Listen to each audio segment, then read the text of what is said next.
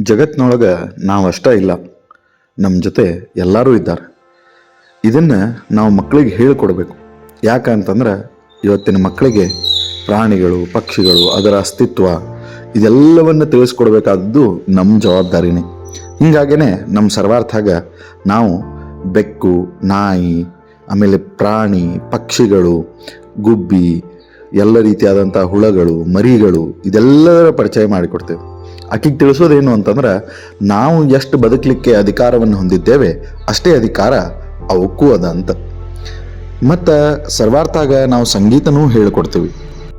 ಯಾಕೆ ಸಂಗೀತ ಅಂತಂತಂದ್ರೆ, ಸಂಗೀತ ಅಂತನ್ನೋದು ಸಮ್ಯಕ್ ಗೀತ, ಎಲ್ಲದನ್ನ ಒಳ್ಳೆಯ ರೀತಿಯಿಂದ ಕಲಿಸುವಂಥದ್ದು. ಮನುಷ್ಯ ಸಂತೋಷದಿಂದ ಇರಬೇಕು ಅಂತಂದ್ರೆ ಈ ಸಂಗೀತಗಳು, ಪ್ರಕೃತಿ ಭಾಳ ಮಹತ್ತರದ್ದಾಗ್ತದೆ. ಎಲ್ಲರಿಗಿಂತ ಮುಖ್ಯ ಅಂತಂದ್ರೆ ಕಲಿಕೆ. ಮನುಷ್ಯನ ಜೀವನದೊಳಗೆ ಯಾವಾಗ ಕಲಿಕೆ ನಿಲ್ತದ ಆವಾಗ ಅವ ಸತ್ತ ಅಂತ ಅರ್ಥ. ಜೀವನದೊಳಗೆ ಕಲ್ಕೋತಾ ಇರ್ಬೇಕ್ರಿ, ಏನು ತಪ್ಪಿಲ್ಲ. ನಾವು ಎಷ್ಟು ಕಲಿತೇವೆ ಅಷ್ಟು ನಾವು ಬೆಳೀಲಿಕ್ಕೆ ಸಾಧ್ಯ ಆಗ್ತದೆ. ನಿಮಗೆ ವಯಸ್ಸಾಗ್ಯದ ಅಲ್ಲಿ ಹೋಗಿ ಏನು ಮಾಡೋದು, ವಯಸ್ಸಾಗ್ಯದ ಇದನ್ನು ಕಲ್ತು ಏನು ಮಾಡೋದು, ವಯಸ್ಸಾಗ್ಯದ ಅದನ್ನು ಕಲ್ತು ಏನು ಮಾಡೋದು ಅಂತ ಏನಿಲ್ಲ. ಜೀವನದೊಳಗೆ ಮನುಷ್ಯ ಯಾವಾಗ ಕಲಿತಾನ ಅಂತಂದ್ರೆ ಪ್ರತಿಯೊಂದು ಕ್ಷಣದೊಳಗೂ ಕಲಿತಾನೆ. ಹೆಂಗಂತ ಕೇಳ್ತೀರೇನು? ಅನುಭವ ಆಗ್ತಾವಲ್ಲ ಜೀವನದಾಗ ಅನುಭವ ಆದಾಗ ಗೊತ್ತಾಗ್ತದೆ. ಹೆಂಡತಿ, ಮಕ್ಕಳು, ಸಂಸಾರ ಇದೆಲ್ಲನೂ ಒಂದು ಅನುಭವ. ಇದರಿಂದ ನಾವು ಕಲಿಬೇಕು. ಹಿಂಗೆ ಕಲಿಕೆ ಅಂತ ಅನ್ನೋದು ಯಾವತ್ತೂ ನಿಲ್ಲೋದಿಲ್ಲ. ಹಂಗಿರ್ತಿರ್ಬೇಕಾದ್ರೆ ಹೊಸ ವಿದ್ಯೆಗಳನ್ನು ಕಲಿಲಿಕ್ಕೆ ಯಾಕೆ ಹಿಂಜರಿಬೇಕು ನಾವು? ಹೇಳ್ರಿ ನೋಡೋಣ ಅಂತ. ಹೌದೋ ಇಲ್ಲೋ? ಸೊ ಅದಕ್ಕೆ ಜೀವನದೊಳಗೆ ನೀವು ಸಣ್ಣವರಿದ್ದಾಗ ಏನಾರ ಅಂದ್ಕೊಂಡಿರ್ತೀರಿ, ನಾ ಇದನ್ನು ಕಲಿಬೇಕು, ನಾ ಹಿಂಗೆ ಮಾಡಬೇಕು, ನಾ ಹಂಗೆ ಮಾಡಬೇಕು, ಅವಾಗ ಇದು ಇದ್ದಿದ್ದಿಲ್ಲ, ಅವಾಗ ಅದು ಇದ್ದಿದ್ದಿಲ್ಲ ಅಂತ. ಹಂಗಿತ್ತಂದ್ರೆ ಅವನು ಎಲ್ಲನೂ ಈಗ ಕಲಿಕೆ ಮೂಲಕವಾಗಿ ನೀವು ಕಲಿಯುವಂತಹ ಪ್ರಯತ್ನವನ್ನು ಮಾಡಿರಿ.